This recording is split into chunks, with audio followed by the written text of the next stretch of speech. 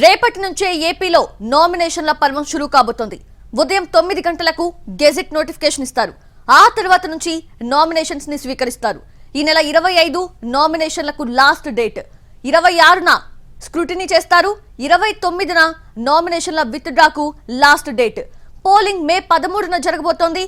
June 4న counting ఉంటుంది.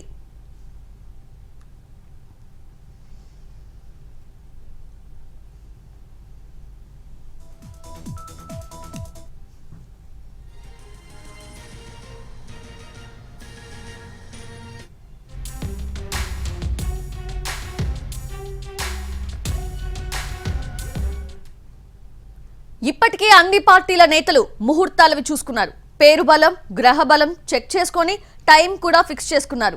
అఫిడవిట్లు, paper work అంతా ready చేసుకొని పెట్టుకున్నట్టు సమాచారం.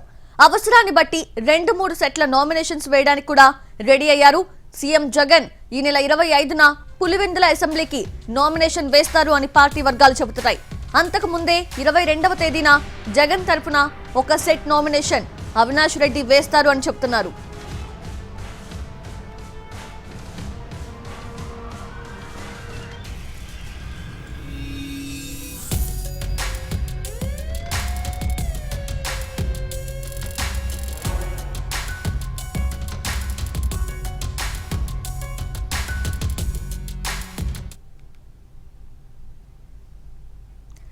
అది రేపటి నుంచి ఏపీలో నామినేషన్ల పర్వం షురూ కాబోతోంది. పూర్తి అప్డేట్స్ మా ప్రతినిధి పిఎంఆర్ చంద్రశేఖర్ అందిస్తారు. పిఎంఆర్,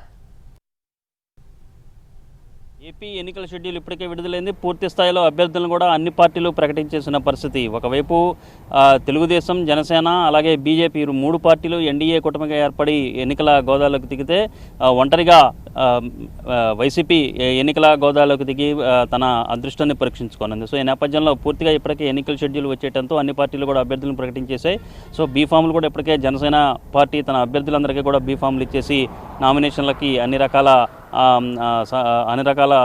రకాలుగా సిద్ధమవుతున్న పరిస్థితి కనిపిస్తుంది. సో ఈ నేపథ్యంలో రేపు నోటిఫికేషన్ విడుదల కానుంది. నామినేషన్ల దాఖలకు సమయం కూడా రేపటి నుంచే ప్రారంభం కాబోతుంది. రేపటి నుంచి ఈ నామినేషన్ల ప్రక్రియ ప్రారంభం కాబోతుంది.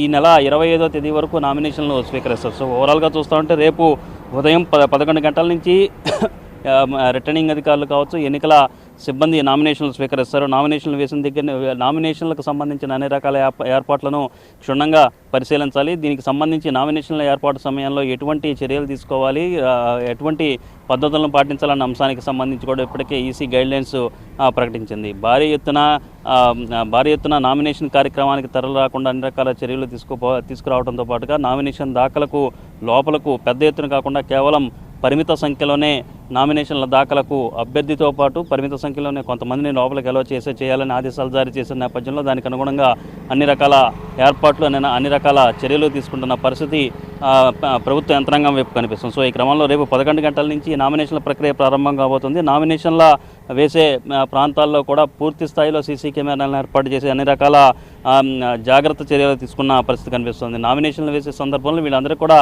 ఎన్నికల నియమావళి ఏ విధంగా ఉంటుంది, అభ్యర్థి ఏ విధంగా వ్యవహరించాలి, అభ్యర్థి ఖర్చుకు సంబంధించిన వివరాలు, అలాగే ఎన్నికల కోడ్ని ఏ విధంగా అమలు చేయాలి. సో ఈ అంశాలన్నిటికీ సంబంధించి కూడా ఒక కిట్ అనేది ఉంటుంది. ఆ కిట్ను కూడా రిటర్నింగ్ అధికారి సంబంధిత అభ్యర్థులు, ఆ పార్టీలకు సంబంధించిన అభ్యర్థులు ఎవరైతే ఉంటారో వాళ్ళందరికీ కూడా ఇవ్వడం జరుగుతుంది. సో ఈ నేపథ్యంలో నామినేషన్ సమయంలో కేవలం 5గురికి మాత్రమే అనుమతి ఇస్తామని ఈసీ ఇప్పటికే గైడ్లైన్స్ ఉన్న నేపథ్యంలో దానికి అనుగుణంగానే నామినేషన్ దాఖలు చేసేందుకు వచ్చే అభ్యర్థులు కూడా దానికి అనుగుణంగా వ్యవహరించాల్సిన పరిస్థితి ఉంటుంది. పెద్ద ఎత్తున భారీ కాన్వాయ్లతో రావడం కావచ్చు, భారీ ర్యాలీలతో వచ్చే పద్ధతికి స్వస్తి పలకాలని ఈసీ గైడ్లైన్స్ ఉన్న నేపథ్యంలో సో కొంత దూరం వరకు ర్యాలీ నిర్వహించుకుంటూ రావచ్చు. కానీ ఎన్నికల రిటర్నింగ్ అధికారి వద్దకు ఎక్కడైతే నామినేషన్లు దాఖలు చేయడానికి ఆ ప్రాంగణానికి వెళ్తారో అక్కడికి ఆ లోపలికి మాత్రం కేవలం 5గురికి మాత్రమే అనుమతి ఉంటుంది. ఒకవేళ ఏ మాత్రమైనా సరే నిబంధనలు ఉల్లంఘిస్తే దానికి సంబంధించి ఎన్నికల కోడ్ ప్రకారం కొరడా జులిపించే అవకాశం కూడా చాలా స్పష్టంగా కనిపిస్తున్న నేపథ్యంలో దీనికి సంబంధించిన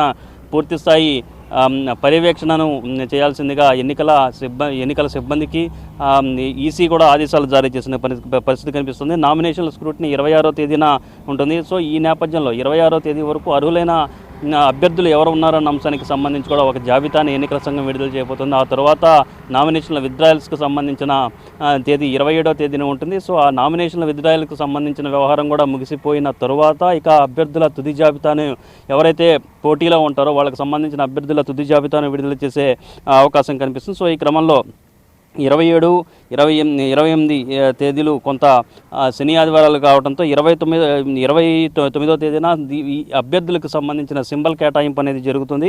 పోటీ చేసే అభ్యర్థులకు ఫామ్ 7A కూడా 29వ తేదీన అందించే దిశగా అన్ని రకాల చర్యలు తీసుకుంటున్నారు. మే 2వ తేదీన ఈవీఎంల నుంచి వాళ్ళకు కండిషన్ ఏ విధంగా ఉందన్న అంశానికి సంబంధించి కూడా జాగ్రత్తలు తీసుకోవటం, అలాగే వృద్ధులు వికలాంగులు వాళ్ళకు సంబంధించి ఈసారి ప్రత్యేకంగా వృద్ధులు వికలాంగులు ఎవరైతే ఉంటారో వాళ్ళు ఇక్కడికి స్వయంగా వచ్చి ఓటు వేయలేని వాళ్ళు ఎవరైతే ఉంటారో వాళ్ళకి కూడా ఓటింగ్కి ప్రత్యేక ఏర్పాట్లు చేస్తున్నారు. వాళ్ళు 25, 26 తేదీల్లోనే వీళ్ళు ఓటింగ్కు ఏర్పాట్లు చేసుకుంటున్న పరిస్థితి, ఇళ్లకు వెళ్ళి వాళ్ళకి ఓటు హక్కు వినియోగించుకునే అవకాశం కల్పిస్తున్న పరిస్థితి కనిపిస్తుంది. సో ఈ నేపథ్యంలో దీనికి సంబంధించి మొత్తం అన్ని పోలింగ్ స్టేషన్లలో కూడా అన్ని రకాల ఏర్పాట్లు చేస్తున్న పరిస్థితి కనిపిస్తుంది. ఓవరాల్గా ఎన్నికల నామినేషన్లు అసలు యుద్ధం అనేది రేపటి నుంచి ప్రారంభం కాబోతుంది.